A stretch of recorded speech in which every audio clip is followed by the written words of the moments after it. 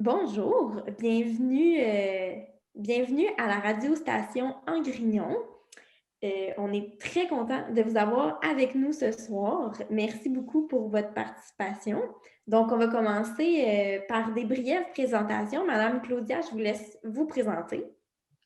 Bonjour, contente d'être avec vous pour ces échanges. Moi, c'est Claudia Olga Omabia, directrice du Centre d'aide à la réussite et au développement CARD et de Radio Station Grignon.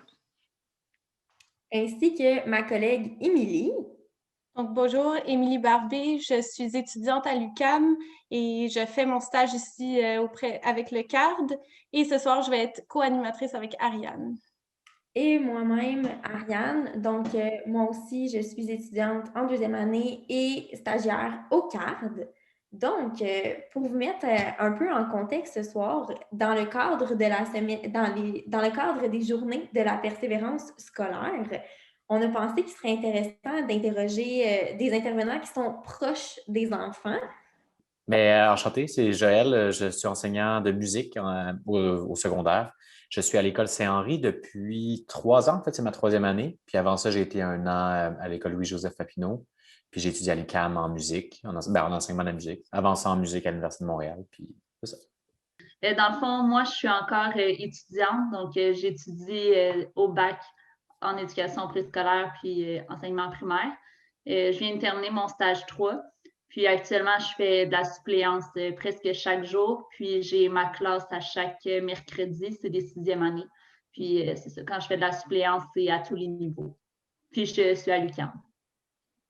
Et puisque le contexte de pandémie est particulièrement difficile cette année et qui a sûrement chamboulé certaines de vos habitudes, on voulait vous entendre aussi à ce sujet par rapport à la persévérance. Si vous pouviez décrire en quelques mots comment la COVID a chamboulé votre réalité de travail d'enseignant, quels seraient ces quelques mots? Dans le fond, pour ma part, c'est vraiment tout ce qui est alentour, comme les mesures sanitaires. Donc, je dirais le masque, le lavage des mains, surtout avec les petits. C'est très long, ça fait perdre beaucoup de temps d'enseignement ou autre. Puis, c'est ça. Donc, je dirais que ça, c'est les deux facteurs que je dirais qui sont le plus problématiques là, avec la pandémie. Je dirais que premièrement aussi, comme Lydia l'a dit, toute la question de nettoyage est assez grande en musique. Là. On a aussi, ça c'est le premier côté. Le deuxième, c'est qu'on avait beaucoup d'instruments avant dans notre département de musique à l'École Saint-Henri, puis c'est plus très possible. En fait, c'est possible, mais c'est tellement compliqué qu'en ce qui me concerne, j'ai presque arrêté d'enseigner les instruments avant, donc trompette, trombone, saxophone, etc. Mon collègue le fait encore un peu. On est deux enseignants de musique à l'école, mais bon, il est avec les plus vieux, fait que c'est ceux qui en jouaient déjà, ils ont continué d'en jouer, mais moi, je suis avec les plus jeunes, les nouveaux. C'était vraiment tellement compliqué d'initier des jeunes à ces nouveaux instruments-là que c'est devenu maintenant plutôt les cours de guitare, piano, etc. Des instruments donc, qui ne sont pas avant. Puis, mais je dirais que ce qui affecte le plus mon quotidien, c'est que maintenant, il y a des bulles classes. Donc, les classes ne peuvent plus être mélangées les unes avec les autres. Puis, ça a l'inconvénient qu'en musique, souvent, dans une même classe, il y avait la moitié des jeunes qui allaient mettre en art plastique, puis l'autre qui venait en musique. Étant donné que c'est plus possible, ça me fait des classes avec la moitié des jeunes qui veulent être là, puis la moitié des jeunes qui veulent, pas qui veulent pas être là, mais qui auraient choisi d'être en musique, en art plastique, et vice-versa dans les cours d'art plastique. Fait que mon rôle a un peu changé, ça se trouve être un peu plus initier des jeunes à la musique, peut-être des gens qui n'ont pas de l'intérêt, puis bon, leur présenter quelque chose. Fait que ça a changé un peu peut-être l'énergie de la classe. Puis mon mandat un peu même, je le vois jusque-là. Ben, justement, donc on voit qu'il y a des changements organisationnels qui ont quand même des impacts sur les jeunes. Est-ce que vous avez remarqué des impacts au niveau de leur persévérance ou de leur motivation scolaire? Joël, peut-être plus par rapport aux élèves que tu suivais déjà avant et que tu continues à suivre? Oui, j'ai les deux. J'ai beaucoup, beaucoup de jeunes. Un peu à cause de ce que j'expliquais avant, j'ai beaucoup de nouveaux jeunes que je ne connaissais pas. Ceux que je connaissais beaucoup, pour moi, il y a deux réalités vraiment distinctes. Il y a celle où on est à distance, puis l'autre où on est en présentiel. C'est deux choses complètement différentes. À distance, c'est simple à répondre, c'est énorme. Je pense que la motivation est très basse. Il y a un absentéisme immense, puis on prend les présences, mais bon, des fois les jeunes sont là, leurs ordi sont ouverts, sont présents à la réunion, mais est-ce qu'ils sont vraiment là? On pose des questions, les gens ne répondent pas. Des fois, c'est surprenant aussi. On pose des questions, on ne se fait pas répondre, puis après ça, on demande des travaux, puis on les reçoit 30 minutes plus tard. Fait que c'est pas juste négatif, là. Je pense que des fois, on a l'impression qu'on est seul, puis c'est pas le cas, mais quand même, je pense que c'est pas une erreur de dire qu'à distance, la motivation est très difficile là, pour la plupart des jeunes. Je fais une généralité, mais je pense qu'en général, c'est ça. Puis en présentiel, ben, dur à dire. Je pense que le moral est bas, fait que ça affecte la motivation, mais même, il y a certaines exceptions. J'aurais envie de dire que déjà, l'école, mettons, c'est un environnement où peut-être ils sont mieux à l'école que peut-être à la maison. Tu sais, c'est des exceptions, mais je dirais que ça existe. Puis peut-être qu'avec la COVID, ben, c'est peut-être même pour certaines personnes un peu renforcé, même où tu sens qu'il y a des jeunes ils aimeraient ça pouvoir être encore plus à l'école, puis ils sont déçus que le parascolaire soit plus compliqué, plus rare. Il y a cette réalité-là quand même, où il y a certains des jeunes qui sont contents d'être là, puis qui. Mais c'est ça. À l'école, en présentiel, je dirais que c'est plus dur à sonder. Je sens le moral est bas, mais c'est ça.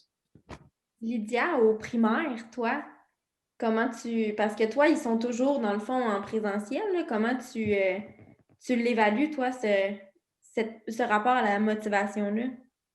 Ben, c'est ça, moi aussi. Ben, moi, c'est ça, on dirait que des fois, c'est pas si pire. Tu sais, ils sont quand même tous ensemble. Tu sais, c'est sûr que c'est ça, vu qu'il y a les bulles, des fois, ils ont des amis dans d'autres classes. Là, c'est sûr qu'ils peuvent pas les voir. Tout ça, ça, je pense que c'est plus dur, c'est ça, à ce niveau-là.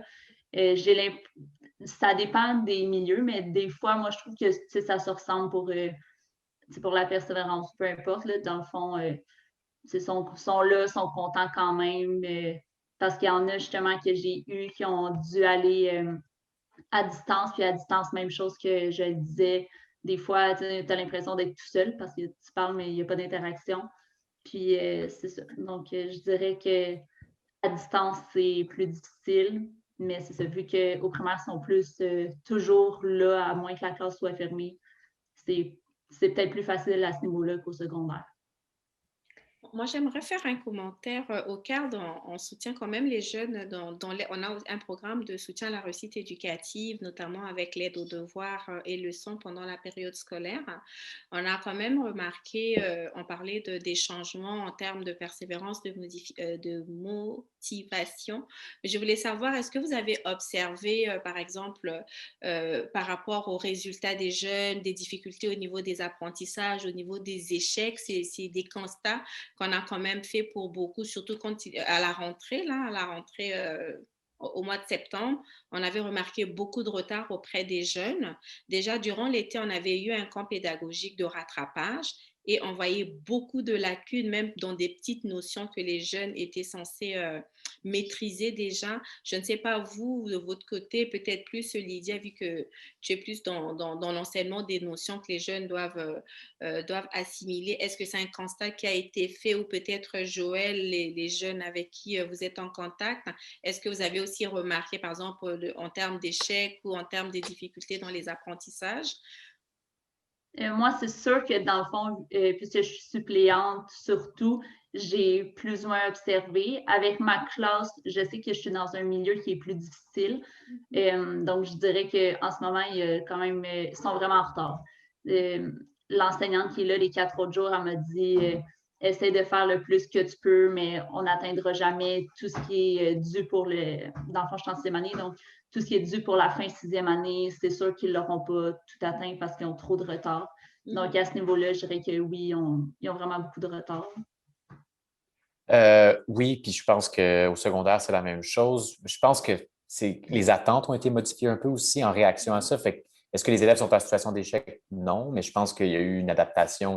Tout est tellement différent. C'est un peu difficile de se faire une idée claire parce que c'est un peu comparé des pommes et des oranges, mais comme il y a eu de l'enseignement qui s'est fait à distance, fait que c'est d'essayer de voir si l'apprentissage qui a été fait est le même. Ce serait intéressant de voir comme à des examens du ministère, tout ça, mais je pense que c'est assez évident qu'il y a un grand retard. Puis à un point où c'est peut-être pas pertinent de leur faire passer les mêmes évaluations dans le même cadre, de la même façon, parce que c'est ça, il y a un retard évident qui a été fait. Fait qu'il faut, je pense, réadapter un peu l'évaluation de l'autre côté, pour que ce soit des objectifs atteignables pour tout le monde. Ou bien pas pour tout le monde, mais pour les gens qui ont assisté au cours, etc. Joël, tu parlais d'ajustements qu'il faut effectuer à l'enseignement étant donné du contexte de la pandémie. Est-ce qu'il y a, à part le contexte plus organisationnel puis qui vient plus de la part du gouvernement, les examens du ministère et tout ça. Est-ce que vous, dans le quotidien, vous effectuez des ajustements par rapport à votre enseignement afin de motiver les jeunes puis les garder dans le rythme de l'école? Oui, en ce qui me concerne, ça a été presque la refonte complète de mon programme d'enseignement, c'est quand même, je pense, en musique, toujours un peu vrai, là, parce que bon, la réalité change, ma tâche se modifie quand même sensiblement d'une année à l'autre. Là. Mais oui, ça a été reconstitué. Bon, enseigner la musique à distance, c'est sûr que les élèves n'ont pas nécessairement tous des saxophones, des guitares à la maison. Personnellement, ça a été de reconstruire beaucoup mon programme. Puis là, j'ai fait beaucoup de musique multimédia. J'ai trouvé des sites Internet où on pouvait faire de la musique plus comme DJ, création de beats, création de musique. Fait j'ai trouvé des activités. C'est des activités auxquelles j'avais peut-être déjà pensé, mais que j'avais jamais vraiment mises en place. Fait que ça a été beaucoup de ça. Puis même en présentiel, ben, c'est différent justement parce que mes groupes sont de nature différente. Ça a été pas mal repenser un peu tout. Ça a été beaucoup de ça cette année. Puis pour mes collègues autour, ben, il y a eu beaucoup de ça aussi. Je pense que tout le monde qui se retrouvait. Parce que bon, même au primaire, je pense, là, il y a eu des moments où c'était quand même à distance, tu sais. Puis bon, au secondaire, dans le deuxième cycle, maintenant, c'est une journée sur 2 à l'école, fait que ça demeure. Dans ce qui me concerne, je suis moins touché par ça, mais il y a des classes qui peuvent fermer à cause il y a un élève dans la classe qui est touché par la COVID. Fait qu'on est constamment avec cette réalité-là de la possibilité de retourner à distance. Fait il y a ça qui nous guette, fait qu'on a des activités de prêtes peut-être pour demain matin s'il y a une classe qui ne rentre pas à l'école, etc. Fait que oui, ça a été de repenser énormément la manière d'enseigner, puis en ce qui me concerne, carrément ce qui est enseigné. C'est ça. Lydia, toi, pour ta part? Moi, pour ma part, c'est ça. Vu que souvent, c'est ce que les enseignants me laissent ou tout ça. Moi, pour ma part, pas vraiment. Puis en plus, au primaire, justement, oui, il y a la partie où il faut avoir un peu comme un backup là, pour si jamais ça tombe à distance.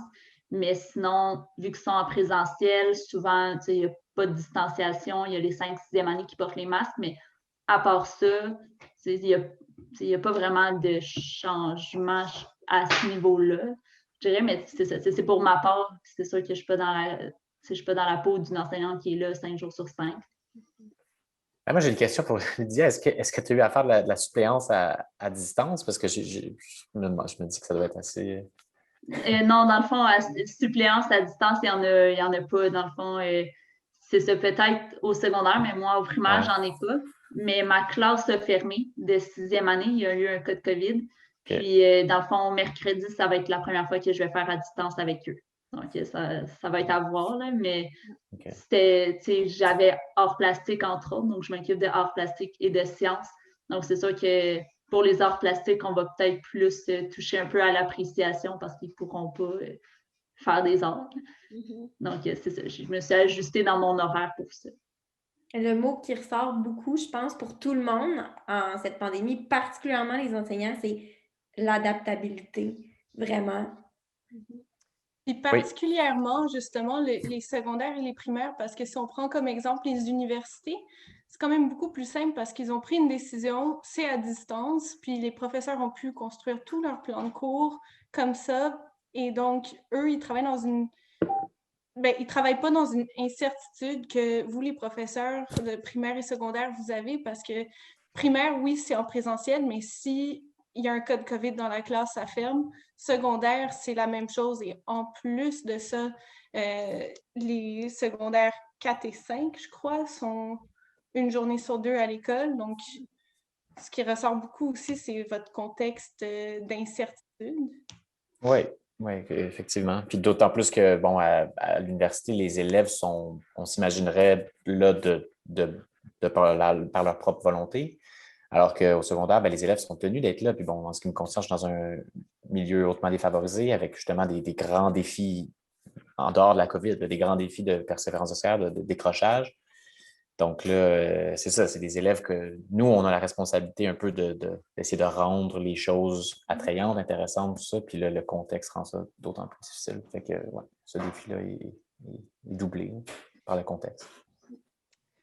Et qu'est-ce que vous donneriez comme conseil aux élèves pour les encourager à persévérer à l'école dans ce contexte en ce moment?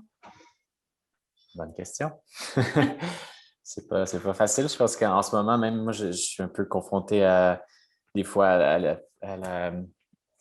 je sais pas, à l'idée j'hésite à dire aux élèves, accroche-toi, ça achève, ça revient bientôt. On ne le sait pas.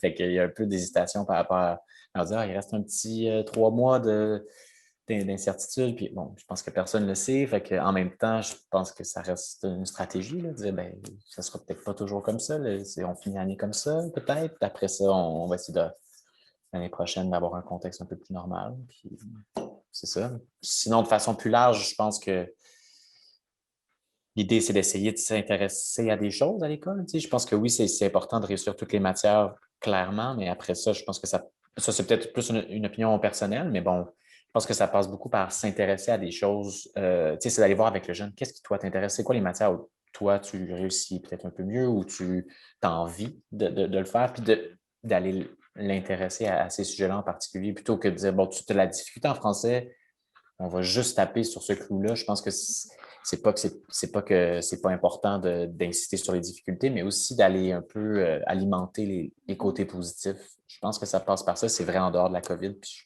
je pense que c'est pas moins vrai, peut-être même plus important avec la COVID, de trouver des façons d'aller nourrir les jeunes dans ce dans quoi ils sont bons, vers quoi ils sont attirés, puis à la recherche de ça aussi.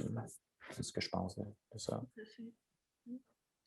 Ouais, donc, moi aussi, c'est ça, ça va dans le même ordre d'idée que ça. Puis, de ne pas juste miser sur le résultat, de vraiment aussi les encourager dans leurs efforts, puis que, justement, les efforts, ils peuvent porter fruit, mais des fois, c'est un peu plus difficile aussi d'encourager quand ils font des efforts. Pour finir, quel conseil vous donneriez aux parents pour encourager leurs enfants à persévérer en prenant en considération qu'on vit dans une société qui est beaucoup axée justement sur la performance, sur le résultat, mais vous avez parlé aussi d'efforts, comment souligner l'effort de leurs enfants puis les amener à continuer à persévérer? C'est sûr que là, on est dans un contexte COVID, mais c'est ça, normalement, j'aurais dit qu'ils continuent ils peuvent aussi, là, dans ce contexte COVID, mais d'apprendre en dehors de l'école, par exemple, dans des musées ou dans des choses comme ça. Là, c'est sûr qu'avec, en ce moment, surtout zone rouge, c'est pas vraiment possible, mais c'est ça, de continuer de les encourager en dehors de l'école, puis les encourager à apprendre. Je dirais que c'est... Oui, je suis tellement d'accord avec ça. Puis c'est ça, ce qui est tragique, c'est qu'en ce moment, c'est que toutes les façons, j'allais dire alternatives, mais plutôt complémentaires à l'école comme moyen d'apprendre, je pense qu'ils sont vraiment, qui fonctionnent bien avec l'école, sont un peu fermés en ce moment. Donc, c'est ça. Mais bon, je pense que ça reste quand même l'idée d'aller essayer de nourrir les intérêts des jeunes, puis que l'école, ça reste un des moyens d'apprendre. Puis si on apprend à aimer apprendre, ben après ça, ça se passe à l'école comme ailleurs. Tout ça. Fait que c'est d'essayer de nourrir ça pour mieux. Mais je dirais bonne chance aux parents parce que ça ne doit pas être facile en ce moment en plus de les accompagner dans leurs difficultés puis leurs apprentissages, en plus de. Ouais, ça doit être tout un défi.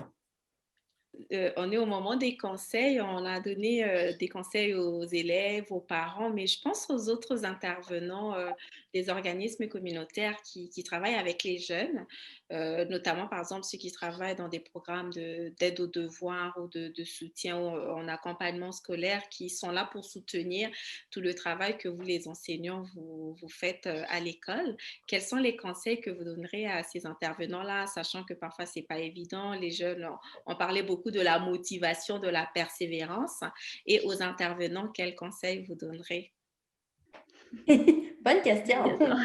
Je pense que l'existence de n'importe quoi qui soit satellite à l'école, tout le parascolaire, toute forme de, je sais pas, de choses qui peuvent venir enrichir le cursus standard sont bienvenus. Puis je pense que si les intervenants sont ont des idées, des projets qui peuvent se faire dans un contexte comme ça, des trucs à distance, des trucs avec la technologie, tout ça. Je n'ai pas de conseils tant que ça à leur donner, tant que leur dire que c'est bienvenu. Je pense que c'est de ça dont les jeunes ont soif en ce moment, c'est d'avoir quelque chose de stimulant à faire, puis que l'apprentissage passe pas juste par le cours, le prof dans la caméra qui parle.